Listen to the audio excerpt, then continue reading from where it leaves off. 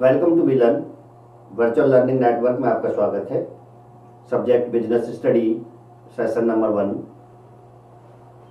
Topic to be covered in this session, nature and scope of business. Business का क्षेत्र और उसकी प्रकृति, नॉन इकोनॉमिक एक्टिविटी यानी अनार्थिक फंक्शंस और कार्य, टाइप्स ऑफ इकोनॉमिक एक्टिविटी, आर्थिक कार्यों के प्रकार, differences between business, profession and employment, व्यवसाय,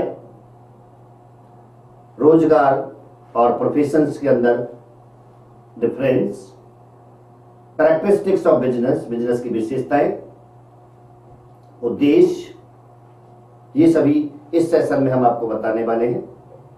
eight first, nature and scope of business, economic activities क्या होती है। Activities which are perform with an objective to earn money are known as economic activities. For example, farmers grow crops to sell them, economic activity होगी क्योंकि उसको जो है बेच करके वो पैसे अर्न करना चाहता है।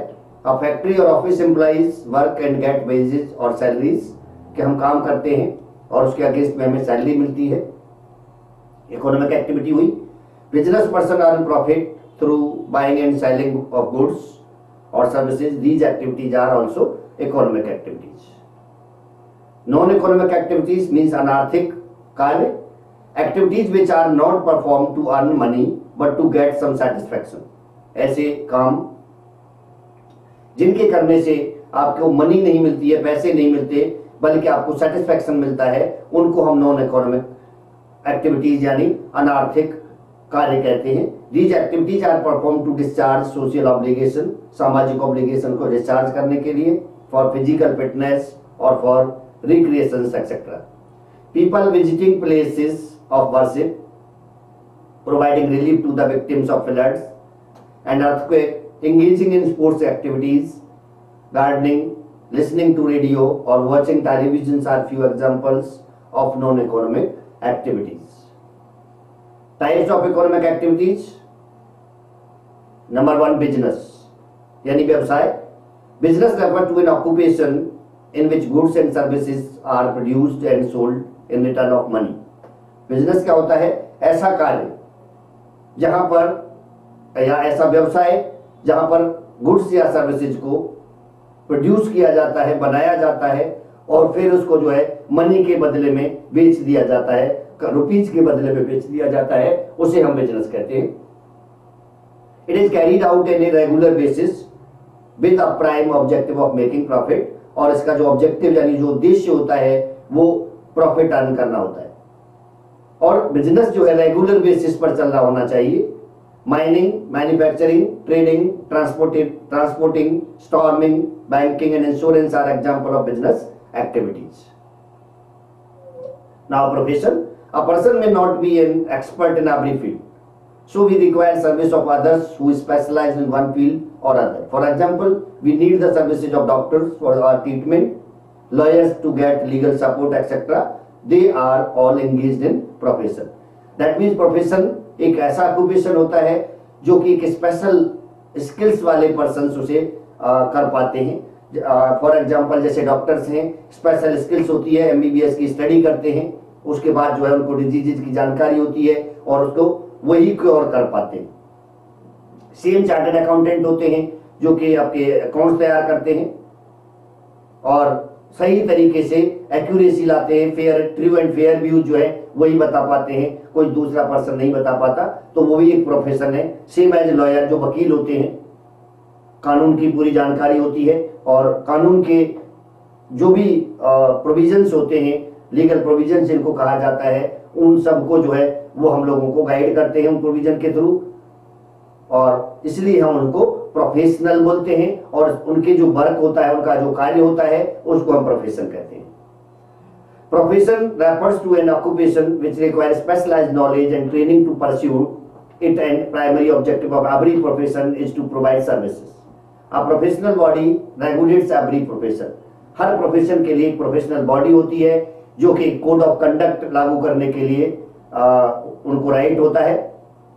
कि यदि कोई लिमिट से बाहर काम करता है या जो रेगुलेशंस होते हैं उनको तोड़ करके, उनको ब्रेक करके काम करता है, तो उसके ऊपर वो कोड ऑफ कंडक्ट लागू कर देते हैं। Now employment refers to an occupation in which a person works regularly for another and gets wages, salary in return. Government servants, companies, executives, bank officials, factory workers are said to be in employment. Employment हम कहते हैं कि जब हम किसी के नौकरी करते हैं वेजेज के लिए या सैलरी के लिए, कि मंथली सैलरी हमें मिलती है, तो वो आपका एम्प्लॉयमेंट कहलाता है। और ये दोनों दो तरह का होता है, आइदर गवर्नमेंट सर्वेंट और प्राइवेट एम्प्लॉयमेंट, यानी गवर्नमेंट एम्प्लॉयमेंट और प्राइवेट एम्प्लॉयमेंट। अब इनमें अंतर कि तीनों को किस तरह से हम जो है डिस्टिंग्विश कर सकते हैं, तो इस टेबल में आप देख रहे हैं, टेबल के थ्रू मैं आपको समझाने की कोशिश करता हूं कि किस तरह से तीनों अलग हैं। पहला बेसिस होता है नेचर ऑफ वर्क की प्रकृति, काम की प्रकृति के अकॉर्डिंग हम जो है अलग अलग तीनों को कैसे देख सकते हैं। बिजनेस के अंदर supply of goods and services to the customers for the money. Business में जो बेसिक नेचर होता है उसमें सर्विस या गुड्स को सप्लाई किया जाता है कस्टमर के लिए, और उसके अगेंस्ट हम मनी अर्न करते हैं। प्रोफेशन में specialized personal services for a fee with discretions to work. इसमें जो है हम अपनी नॉलेज का इस्तेमाल करते हैं और उस नॉलेज का यूटिलाइजेशन करके कस्टमर को सेटिस्फाई करते हैं। जैसे डॉक्टर इलाज करता है और उसके अगेंस्ट में हम उसको फीस देते हैं।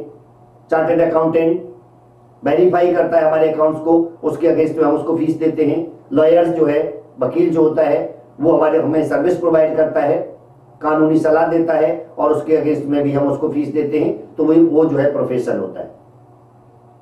Employment performing work according to the order of the employer with no डिस्क्रिशंस।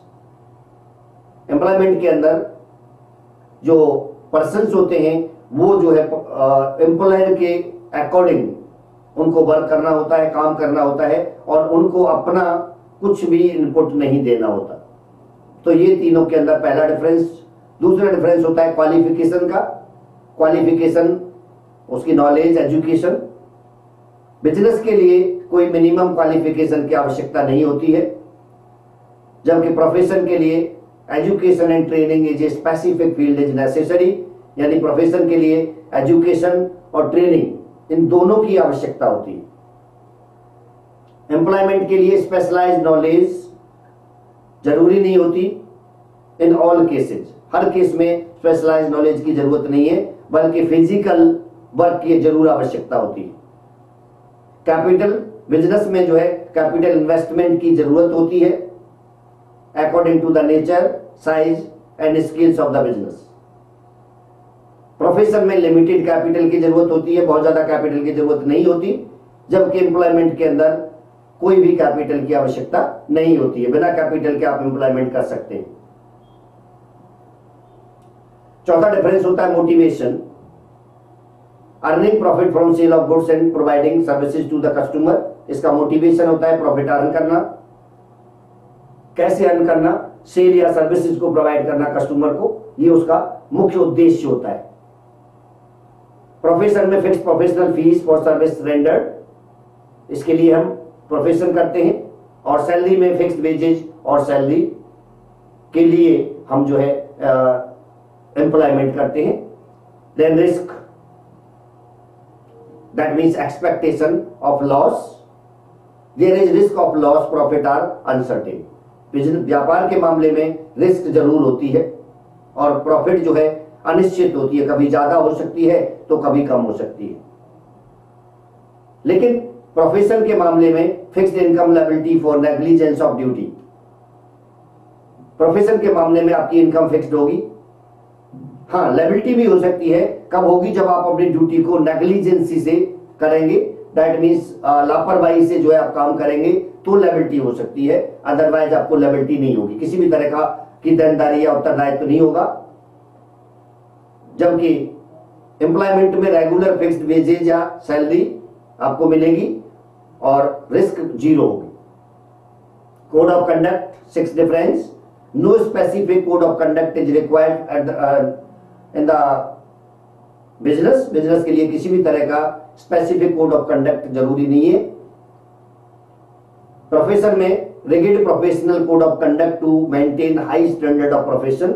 High standard professions को बनाने के लिए आपको rigid professional code of conduct apply करना होता है। एंड एम्प्लॉयमेंट के मामले में contractual terms and conditions of employment is followed by the employees. इसके बाद मीनिंग ऑफ बिजनेस। बिजनेस में be defined as an activity involving regular production और purchase of goods and services for sale, transfer and exchange with an object of earning profit. जैसा मैंने बताया था कि business क्या होती है, एक ऐसी एक्टिविटी होती है जिसमें रेगुलरली हम प्रोडक्शन में, सेल परचेज में या सर्विसेज प्रोवाइड करने में एंगेज होते हैं और वहां पर जो है ट्रांसफर करते हैं सर्विस का या फिर सेल गुड्स का प्रॉफिट को अर्न करने के लिए। वो आपका बिजनेस होता है जिसको हम व्यापार बोलते हैं। बिजनेस की विशेषताएं क्या हैं? पहली विशेषता होती है deal in goods and services. Business जो है तभी होगा जब आप गुड्स या सर्विस में डील करेंगे, या तो सर्विस प्रोवाइड करेंगे जैसे टीचिंग होता है, प्रॉपर्टी डीलर्स होते हैं डील करते हैं, मैकेनिक्स होते हैं सर्विस प्रोवाइड करते हैं। इस तरह से जो है कुछ ना कुछ हमें करना होता है जो कि या तो हम सर्विस डील में डील करते हैं या गुड्स को जो है गुड्स में डील करते हैं। जैसे सेलर्स होते हैं, ट्रेडर्स होते हैं, मैन्युफैक्चरर्स होते हैं जो गुड्स प्रोड्यूस करते हैं और उसके बाद सेल करते हैं। नेक्स्ट इज सेल और exchange of goods and services, और उनको हमें सेल करना होता है। सेल एंड डिस्ट्रीब्यूशन से इसमें रिक्वायर्ड है कि जो एंड कंज्यूमर है, जिनको जरूरत होती है सर्विस या गुड्स की, वहां तक हमें पहुंचाना होता है और उसके अगेंस्ट में हमें मनी मिलती है। तीसरी बात होती है regular exchange of goods and service. Exchange जो है रेगुलरली होना चाहिए। ये नहीं है कि आज हमने गुड्स को सेल कर दिया तो हम ट्रेडर बन गए या ये बिजनेस हो गया, नहीं। हर रोज एक्सचेंज होना चाहिए, हर रोज सेल्स होनी चाहिए, हर रोज सर्विस आप प्रोवाइड कर रहे होने चाहिए, तभी आपका ऑक्यूपेशन जो है बिजनेस या व्यापार कहलाएगा। देन रिक्वायर्स इन्वेस्टमेंट, और बिजनेस के लिए इन्वेस्टमेंट की आवश्यकता होती है। दैट मीन्स आप पहले पैसे लगाएंगे तभी जो है बिजनेस हो सकता है। Next is aim at earning profit, और जो बिजनेस का जो मुख्य मोटिव होता है, उद्देश्य होता है, वो मैक्सिमम प्रॉफिट अर्न करना होता है। एनी हाउ हम प्रॉफिट अर्न करने की कोशिश करते हैं। Next is involving risk and uncertainty of the income, और हर व्यवसाय में रिस्क होती है, नुकसान हो सकते हैं, ऐसी संभावना होती है, और इनकम जो है अनसर्टेन होती है, यानी निश्चित नहीं होती। कभी आपकी इनकम ज्यादा हो सकती है तो कभी कम हो सकती है, और कभी लॉस भी हो सकता है। नेक्स्ट इज इकोनॉमिक ऑब्जेक्टिव, आर्थिक उद्देश्य हमारे जो है। Economic objectives of business refers to the objectives of earning profits and also other objectives that are necessary to be pursued to achieve the profit objectives, which includes creations of customers, regular innovations and best possible use of available resources। ये आपके इसके आर्थिक उद्देश्य होते हैं। Profit earning, इसका जो motive होता है, profit is the livelihood of business. व्यापार के लिए प्रॉफिट ही लाइवलीहुड होता है, या हम जिसको कह सकते हैं लाइफ ब्लड कह सकते हैं, कि यदि प्रॉफिट नहीं है तो बिजनेस भी नहीं। तो बिजनेस जो है इतना इंपॉर्टेंट टर्म्स होता है, प्रॉफिट जो है इतना इंपॉर्टेंट टर्म होता है बिजनेस करने के लिए, without which no business can survive in a competitive market. Thus profit making is the primary objective for which a business unit is brought into existence. Profit helps businessmen not only to earn their living but also to expand their business activities by reinvesting a part of the profit. केवल businessman के लिए उसकी जीविका अर्जित करने वाली चीज profit नहीं होती है, बल्कि उस प्रॉफिट का कुछ ना कुछ पार्ट उस बिजनेस के ग्रोथ के लिए, उसको एक्सपेंड करने के लिए, उसको बढ़ाने के लिए भी यूज किया जाता है। Next is creation of customer, यानी कस्टमर बनाना। A business unit can not survive unless there are customer to buy the product and services. ये जरूरी होता है हर बिजनेस के लिए, हर व्यवसाय के लिए, कि कस्टमर क्रिएट होते रहे, क्योंकि बिना कस्टमर के भी बिजनेस नहीं हो सकता। जैसा कहा जाता है customer is everything, business is nothing. Customer जो है बिजनेस के लिए सब कुछ होता है, क्योंकि बिना कस्टमर के हम जो है बिजनेस नहीं कर सकते। चाहे हम अगर सेल करना चाहते हैं तो अगर कोई परचेजर नहीं होगा तो किसको करेंगे। इसी तरह से यदि हम सर्विस प्रोवाइड करना चाहते हैं तो सर्विस लेने वाला भी होना चाहिए, तभी हम सर्विस दे सकते हैं। तो जो सर्विस लेने वाला है या गुड्स को खरीदने वाला है वो जो है आपका बायर होता है और उसी को हम कस्टमर कहते हैं। तो कस्टमर जरूरी होना चाहिए। Again a businessman can earn profits only when he see provides quality goods. ये सबसे जरूरी चीज होती है बिजनेस के अंदर कि हम गुड्स जो प्रोवाइड कर रहे हैं वो क्वालिटी गुड्स होना चाहिए, क्वालिटेटिव होना चाहिए, ताकि जो पुराने कस्टमर हैं आपने उसको क्वालिटी यदि दे दी तो बाद में गुड्स वो जो है आपके पास ही खरीदने आएंगे। अगर आप बैड क्वालिटी का गुड्स देंगे तो दोबारा आपके पास नहीं आएंगे, तो आपका कस्टमर ल्यूज हो जाएगा। और जैसा मैंने अभी बताया कि कस्टमर जो है हमारे लिए एवरीथिंग होता है। And services at a reasonable price, for this it need attract more customers for its existing as well as new product. और हमारा जो उद्देश्य होता है बिजनेस का वो क्या होता है कि जो पुराने कस्टमर तो हमारे बने रहने चाहिए, साथ में नए कस्टमर भी हमेशा ऐड होने चाहिए ताकि लंबे समय तक हम बिजनेस को चला सके। This is achieved with the help of various marketing activity. और ऐसा कब हो सकता है? जब हम बहुत सारी मार्केटिंग एक्टिविटीज करेंगे, लोगों को अट्रैक्ट करने के लिए अलग अलग तरह के प्रोडक्ट लेकर के आएंगे, अलग तरह के फीचर्स लेकर के आएंगे, इंसेंटिव्स लेकर के आएंगे। तो इस तरह से बड़ी सारी मार्केटिंग की जो एक्टिविटीज होती हैं वो हमें जो है कस्टमर के लिए लानी होती है, जिससे हमारे एग्जिस्टिंग कस्टमर रिटेन रहते हैं और नए कस्टमर ऐड ऑन होते रहते हैं। कॉन्टिन्यूअस इनोवेशन, इनोवेशन भी जरूरी होता है। इनोवेशन क्या है? इनोवेशन का मतलब होता है नई चीज लाना, नई रिसर्च करना, नए फीचर्स ऐड करना, ये सभी इनोवेशन के अंदर आते हैं। Business is highly dynamic. Business जो है हाईली डायनेमिक होता है। हाईली डायनेमिक का मतलब होता है चेंज होने वाली संस्थाएं। आप रिगिड होकर के बिजनेस नहीं चला सकते, आपको हर बार कुछ ना कुछ चेंजेस लानी होती हैं, चाहे आप गुड्स प्रोड्यूस कर रहे होते हैं या सर्विस प्रोड्यूस कर रहे होते हैं। सर्विस के अंदर भी क्वालिटी आपको देनी है, गुड्स के अंदर भी क्वालिटी देनी है। और क्वालिटी कब आएगी? जब आप डायनेमिक होंगे। And an enterprise can continue to be successful only by adapting itself to change in its environment. Innovation means changes which bring about improvement in products, process of production and distributions of the goods. Reduction in cost and increase in sales gives more profit to the businessman. जैसा मैंने अभी बताया था कि more sales tends to more profit. आप price कम कर दीजिए लेकिन सेल्स का वॉल्यूम बढ़ा दीजिए तो डेफिनेटली आप प्रॉफिट अर्न कर सकते हैं। ये बिजनेस का रूल होता है। Use of power looms in place of hand looms, use of tractors in place of hand implements in farms etcetera are the results of innovation. कि पहले हम हैंडलूम से कपड़े बनाते थे, हाथ की हथकरघा जिसको हम बोलते हैं, हथकरघा से कपड़े बनाए जाते थे, उनके प्लेस पर जो है हमने पावर लूम्स का यूज कर दिया, यानी मशीन से चलने वाला ऑपरेटर्स हमने यूज किया, मशीन यूज की उस जगह पर, और उससे जो है एफिशिएंटली गुड्स जो है बनना शुरू हो गया। इसी तरह से किसानों ने, पहले किसान हल चलाते थे, पशुओं से जो है उसको खींचा जाता था, पुल किया जाता था, और उससे उसके प्लेस पर हम ट्रैक्टर लेकर के आ गए जो कि कई हल के बराबर काम कर सकता है एक बार में। तो उससे एफिशिएंसी ज्यादा हुई और क्वालिटी भी उससे इंक्रीज हुई। ये भी एक इनोवेशन का एग्जांपल है, are the result of innovation. Best possible use of resources, as you know, to run any business you must have sufficient capital or funds. The amount of capital may be used to buy machinery and raw materials, to employ men and have cash to meet day to day expense, जिसको हम working capital कहते हैं, क्योंकि हमें किसी भी व्यवसाय के लिए ये सब चीजें आवश्यक होती है। मशीनरी भी चाहिए होती है, कच्चा माल भी चाहिए होता है, एम्प्लॉइज भी चाहिए होते हैं जिनको हमें सैलरी पे करनी है, और साथ में कुछ पीछे बैक में भी बनी होना चाहिए जिसको हम वर्किंग कैपिटल कहते हैं, that means to meeting day to day expense. Thus business activities require various resources like man, material, money and machine.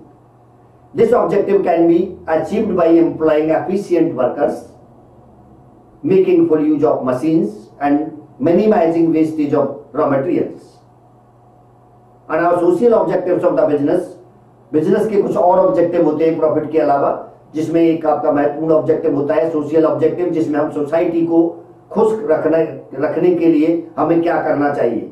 Her business की लायबिलिटी होती है, रेस्पॉन्सिबिलिटी होती है कि वो किस सोसाइटी को जो है खुश रखेंगे, तभी आपके कस्टमर, क्योंकि कस्टमर जो है सोसाइटी फॉर्म करते हैं, और यदि कस्टमर आपसे खुश है तो आपके लिए अट्रैक्शन बढ़ेगा, ज्यादा से ज्यादा कस्टमर आपके ऐड ऑन हो सकते हैं। तो social objectives are those objective of business which are desired to be achieved for the benefits of the society. No activity of the business should be aimed at giving any kind of the trouble to the society. कि किसी भी तरह का trouble society को ना हो, इस बात का ध्यान रखना होता है। Social objective of business include productions and supply of quality goods and services, adoptions of fair trade practices, हमें मोनोपोली या दूसरी चीजों में नहीं जाना चाहिए, and contributions to the general welfare of the society, और सोसाइटी के जनरल वेलफेयर के लिए कुछ ना कुछ हमें कंट्रीब्यूशन करते रहना चाहिए, and provisions of welfare amenities, और वेलफेयर अमेनिटीज के लिए कोई ना कोई प्रोविजन भी करना चाहिए। Now social objectives, these are some social objective like this one: productions and supply of quality goods and services, adaptations of fair trade practices, and contribution to the general welfare of the society. As I have already explained about these objectives. And now human objectives. Human objectives refer to the objectives aimed at the well-being as well as fulfillment of expectations of employees and also people. क्योंकि बहुत सारे employees हमारे यहाँ काम करते हैं, हमें उनके बारे में भी सोचना है, उनके लिए भी हमें who are disabled, handicapped and deprived of the proper education and training. The human objectives of the business may thus include economic well-being of the employees, social and psychological satisfactions of the employees, and development of human resources.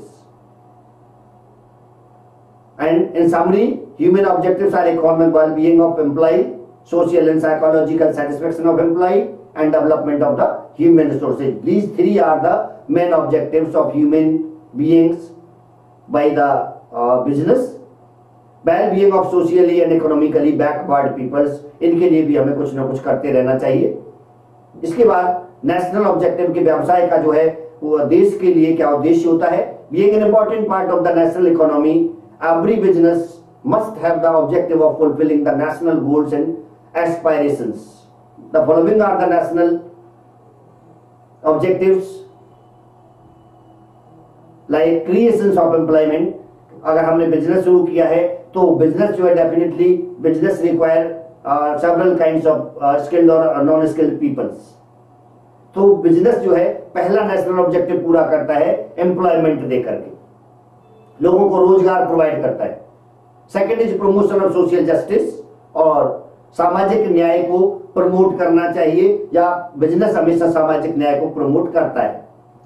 Production according to national priority, और अपने देश के priority के according production करना चाहिए। Distribute to the revenue of the country, और country के लिए रेवेन्यू भी डिस्ट्रीब्यूट करनी चाहिए by the form of taxation and all. Then self sufficiency and export promotion, और हमें सेल्फ सफिशिएंसी होकर के एक्सपोर्ट प्रमोशन करना चाहिए। दैट मीन्स दूसरे देश में भी माल सप्लाई करना चाहिए, जिससे कि हमारे देश के लिए फॉरेन करेंसी यानी विदेशी मुद्रा आ सके। इसके बाद global objectives. Earlier India had a very restricted business relationship with other Nations.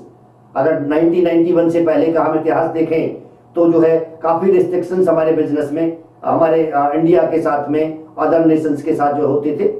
There was a very rigid policy for import and export of the goods and services. But nowadays, due to liberal economic and export-import policy, restrictions on foreign investment have been largely abolished, and duties on imported goods have been substantially reduced. जो import duty लगती है उसको हमने कम कर दिया।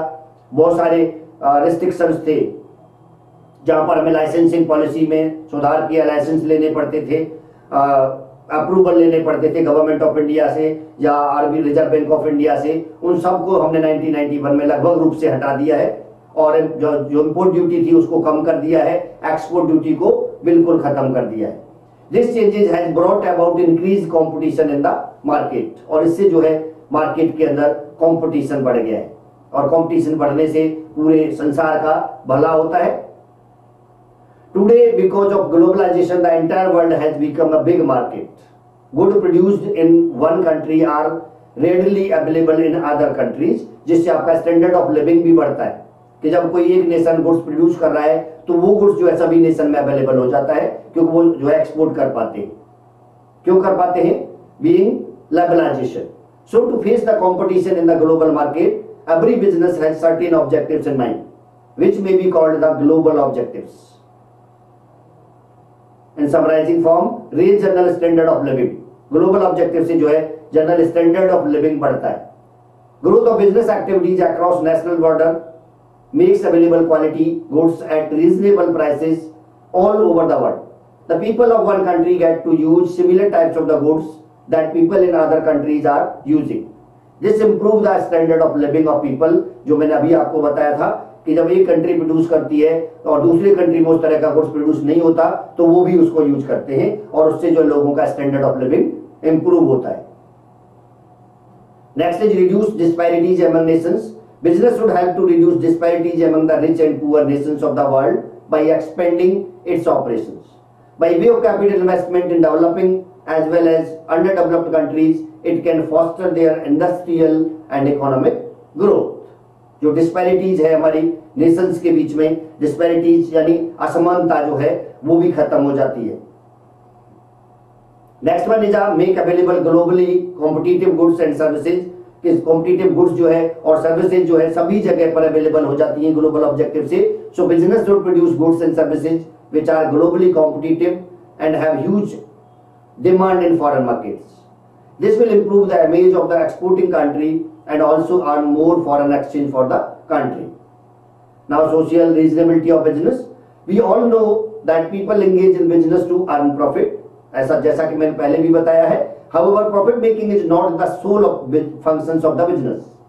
Business का केवल एक ही ऑब्जेक्टिव नहीं होता है और वो क्या प्रॉफिट अर्न करना, but it performs a number of social functions as it is a part of the society. It takes care of those who are instrumental in securing its existence and survival, like the owners, investors, employees, consumers and government in particular and the society and community in general. क्योंकि business से केवल benefit जो है owner का ही नहीं होता, बल्कि employees का भी बेनिफिट होता है।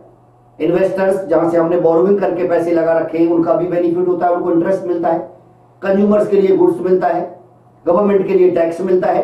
तो एक बिजनेस सेटअप करने से इतने लोगों को फायदा होता है। Social responsibilities of business. So every business must contribute in some way और the other for their benefits. For example, every business must ensure a satisfactory rate of return to investors, provide good salary, security and proper working condition to its employees, make available quality products at reasonable price to its consumers, maintain the environment properly, etc. Now, responsibility towards owners and investors. The primary responsibility of business towards owners are to run the business efficiently. Second is proper utilization of capital and other resources, कि जितने पैसे आपने लगाए हैं उसको सही जगह पर सही तरीके से इस्तेमाल करना कैपिटल का, और दूसरे जो रिसोर्सेज हैं लाइक मशीनरी आपने खरीदी उसका सही तरह से यूज करना, ह्यूमन बीइंग्स यानी एम्प्लॉइज रखे उनको सही जगह से सही तरीके से वर्क उनसे कराना, ये सभी जो है प्रॉपर यूटिलाइजेशन के अंदर आते हैं। Growth and appreciation of capital, और जो कैपिटल हमने लगाई है उसका ग्रोथ होना चाहिए, एप्रिसिएशन होना चाहिए, दैट मीन्स वो बढ़नी चाहिए। अगर आपने 100 रुपए बिजनेस में लगाए हैं और तो एक साल बाद 100 रुपए ही नहीं रहने चाहिए, वो कम से कम 2 गुने होने चाहिए। वो तभी हम कह सकते हैं कि हमने बिजनेस किया है। Regular and fair return on capital invested, और जो कैपिटल आपने लगाई है उस पर लगातार अर्निंग होनी चाहिए, रिटर्न मिलनी चाहिए। Ensuring safety of their investment, और जो इन्वेस्टमेंट लगाया गया है, जो पैसा लिया गया है, उसकी सेफ्टी की पूरी तरह से सेफ्टी के लिए इंश्योर रहना चाहिए कि मेरा पैसा डूबेगा नहीं। रेगुलर पेमेंट ऑफ इंटरेस्ट, और जो इंटरेस्ट है से बोरोइंग की है उसको जो है रेगुलरली आप पेमेंट करेंगे। Then timely repayment of principal amount, और जो जिससे वायदा किया गया है प्रिंसिपल अमाउंट को रीपे करने का, उसको भी टाइमली पेड करना, ये सभी रेस्पॉन्सिबिलिटी जो है ओनर्स की इन्वेस्टर्स के प्रति रहती है। And now do it yourself.